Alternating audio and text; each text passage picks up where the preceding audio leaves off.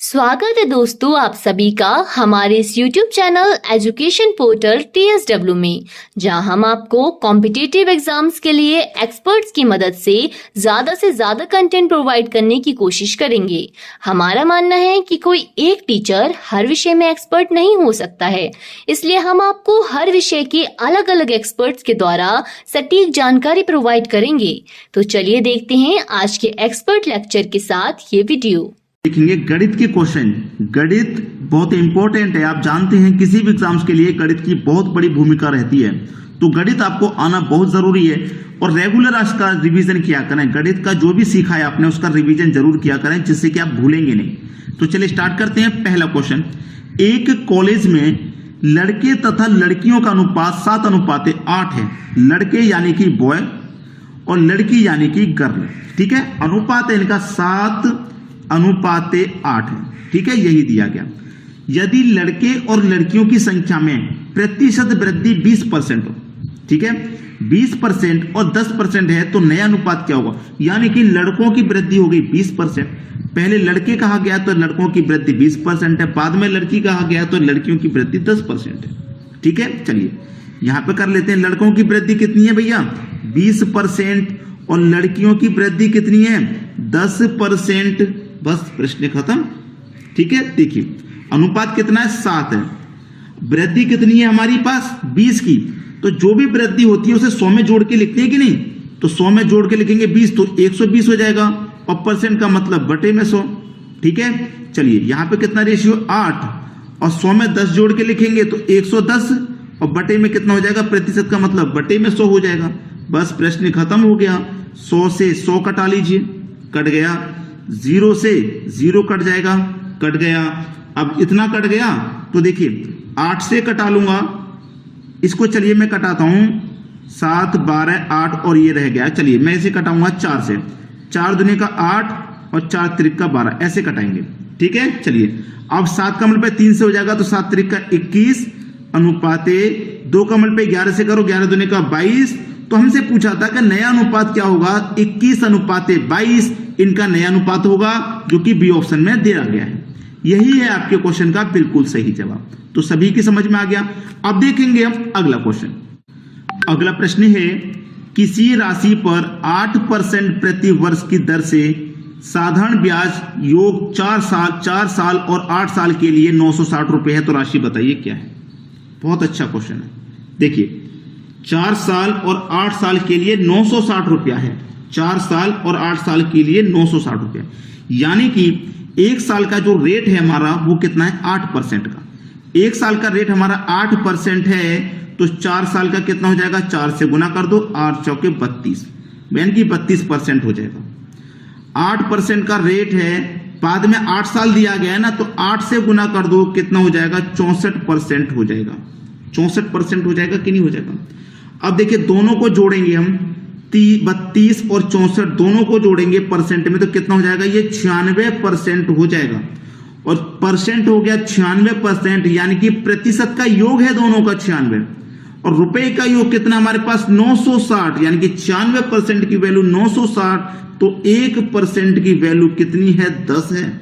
1% की 10, तो हमसे पूछ रहा है कि राशि बताइए, तो राशि मतलब 100% का मान पूछ रहा है। 1 की वैल्यू 10, तो 100% की वैल्यू कितनी भैया? 1000 है। 1000, यानी कि सी ऑप्शन बिल्कुल सही है। अब देखेंगे अगला सवाल। अगला प्रश्न है, 99.42/49 गुने 49 को सरल कीजिए। बेसिक मेथड भी बताऊंगा और ट्रिकी मेथड भी, क्योंकि बहुत जरूरी है इसे सीखना। बेसिक मेथड क्या है कि भाई इसका मल्टीप्लाई इसमें करो, फिर इसमें इसको जोड़ के दो, फिर बटे में इसी को लिखो। ऐसे तो है, तो 49 का मल्टीप्लाई 99 से करेंगे, फिर उसमें 42 जोड़ेंगे। तो 49 का मल्टीप्लाई 99 से कर देंगे, तो 99 मल्टीप्लाई 49 प्लस उसमें 42 को जोड़ेंगे और बटे में फिर आ जाएगा यही 49 आ जाएगा, और मल्टीप्लाई में ये 49 है यहाँ पे, ठीक है। चलिए 49 से 49 ये कट गया। कटने के बाद में 99 को आप क्या लिख सकते हैं? 100 - 1 लिख सकते हैं। 100 में से 1 घटेगा 99 तो होता है, तो 100 - 1 99 तो होता है, लिख दिया। मल्टीप्लाई में कितना है? 49 और प्लस में कितना है? 42 है। चलिए अब 49 का मल्टीप्लाई में 1 से करूंगा तो 49 और ये 2 जीरो आ जाएंगे, माइनस 49 का मल्टीप्लाई 1 से करूंगा तो 49 प्लस का कितना 42 है। अब देखिएगा माइनस के 49 में से प्लस के 42 घटेगा तो माइनस का 7 बचेगा और इधर क्या बचा 4900 आपका। अब 4900 में से 4900 में से 7 को घटाएंगे आप तो आपके पास क्या बचेगा 4893 बचेगा। 4893 किस ऑप्शन में है 4893 सी ऑप्शन में। ये बेसिक मेथड था, हमने इससे कर लिया। अब हमको सीखनी है इसकी ट्रिक। हमको क्या सीखनी है इसकी ट्रिक सीखनी है।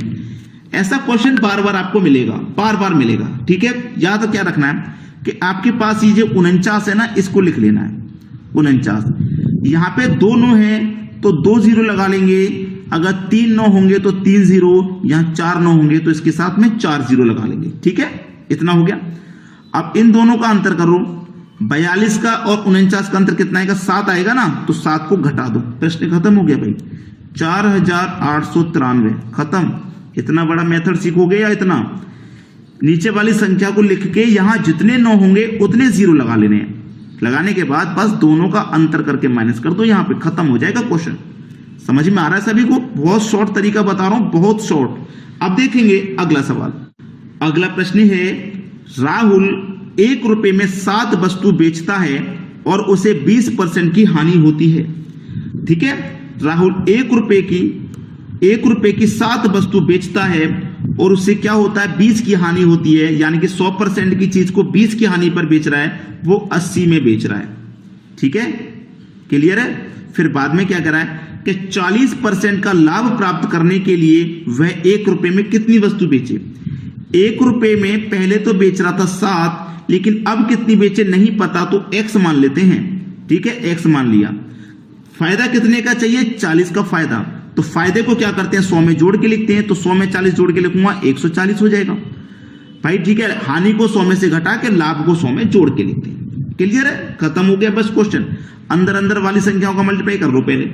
80 का मल्टीप्लाई 1/x से, 80 मल्टीप्लाई 1/x, ठीक है, बराबर बाहर वाली संख्याओं का मल्टीप्लाई यानी कि 1/7 का मल्टीप्लाई 140 से, 1/7 का मल्टीप्लाई 140 से कर लो, बस क्वेश्चन खत्म भाई।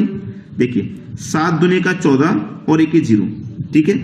20 से 80 कट गया 4 बार में, क्योंकि बराबर में है तो कट जाएगा, ठीक है। 4 बार में कट गया। अब है कि आपके पास कुछ भी तो नहीं है, इधर आपका 4 बचा, ठीक है, इधर 4 बचा। अब x 1 से मल्टीप्लाई ऐसे हो जाएगा तो इधर x आ जाएगा, यानी कि x की वैल्यू 4 आ गई, खत्म क्वेश्चन। 1 रुपए में कितनी बेचे 4 बेचे, 1 रुपए में कितनी बेचे 4 बेचेगा तो उसे 20% का लाभ हो जाएगा। अब देखेंगे अगला सवाल। a + 3b अनुपाते 2a + 4b बराबर 3:5, तो a - b into a + b बराबर क्या होगा। अच्छा क्वेश्चन है, देखिए a + 3b अनुपात का मतलब बटा भी होता है, आप अच्छे से जानते हैं। तो 2a + 4b बराबर अनुपात कितना होता है 3:5, और अनुपात का मतलब बटा भी होता है, यानी कि 3/5 हो जाएगा, ठीक है। इतना क्या हो जाएगा क्रॉस मल्टीप्लाई, तो 5 का मल्टीप्लाई a से करूंगा मैं, ये 5a, 5 त्रिक का 15b बराबर 2a का 3 से करूंगा तो 3 दूनी का 6b प्लस 4b का 3 से करूंगा 3 चौके 12b, ठीक है। ये a है, ये पहले a है, यानी कि 3 दूनी का 6a हो जाएगा। अब a वाले टर्म एक तरफ कर लेना, b वाले टर्म एक तरफ कर लेना, ठीक है। चलिए ये 15b, ये 12b, 15b 12b। अब देखना ये 12b इधर आके माइनस का हो जाएगा, इधर प्लस का है तो इधर आके माइनस का, तो 15 में से 12 माइनस हो जाएगा तो 3b बचेगा भाई, ठीक है। ये 5a इधर आके माइनस हो जाएगा तो 6a में से 5a माइनस हो जाएगा तो 1a ही तो बचेगा, एक ही a बचेगा, ठीक है। तो देखिएगा इधर क्या है आपका a, ये b इधर जाएगा तो a के बटे में b हो जाएगा। इधर कितना बचा 3, ठीक है। इधर कितना बचा आपका 3 बचा। अब इधर 1a है, 1 साइलेंट रहता है ना, 1a, तो 1 इधर जाएगा तो 3 के बटे में 1 आ जाएगा, यानी कि a की वैल्यू 3 और b की वैल्यू हो गई 1। अब सवाल खत्म। a की वैल्यू कितनी, a की वैल्यू कितनी भाई 3, तो 3 रख दो, माइनस v की वैल्यू 1 कर दो, अनुपात a की वैल्यू कितनी 3 प्लस बी की वैल्यू 1 रख दो, 3 में से 1 जाएगा कितना 2, और 3 में जोड़ देंगे 1 तो कितना 4, 2 1 कम 2 कट जाएगा, 2 दूने का 4, यानी कि रेशियो कितना आ गया 1:2 आ गया भाई, 1:2। बी ऑप्शन बिल्कुल सही जवाब। अब देखेंगे अगला सवाल। अगला सवाल है 36 और 121 के मध्यानुपाती तथा 2 और 11 के मध्य तथा तृतीय अनुपाती क्या होगा। देखिए सबसे पहले तो मध्य निकाल लेते हैं। मध्य निकालने का फॉर्मूला होता है स्क्वायर रूट में a गुने बी। ठीक है, चलिए a गुने बी। a गुने बी का मतलब क्या है, ये पहली संख्या a हो गई, दूसरी संख्या b हो गई। ठीक है, a आपका कितना है 36, b कितना है 121। अब देखिए इसको सॉल्व करूंगा नहीं, 36 का स्क्वायर रूट 6 गुने 121 का स्क्वायर रूट 11, दोनों का मल्टीप्लाई कर दूंगा, कितना हो जाएगा 66।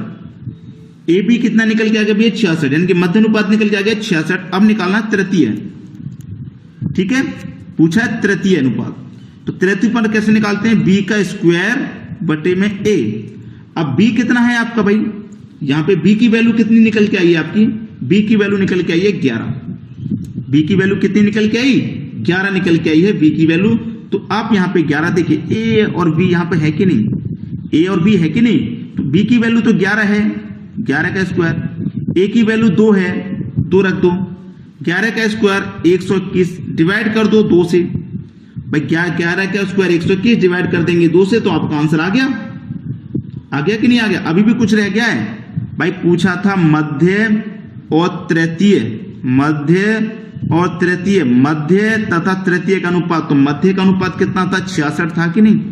ठीक है, और तृतीय का कितना आया है 121 बटे में 2 आया है कि नहीं आया है। चलिए 11 से कटाऊंगा 6 बार में, 11 से कटाऊंगा 11 बार में, कट जाएगा कि नहीं कट जाएगा। अब देखिए 2 का मल्टीप्लाई 6 से हो जाएगा, तो 12 अनुपात। वीडियो देखने के लिए थैंक यू दोस्तों। हम फिर मिलेंगे इसी एजुकेशन पोर्टल TSW चैनल पर एक नए टॉपिक के साथ। लाइक, शेयर एंड सब्सक्राइब करना ना भूलें। धन्यवाद।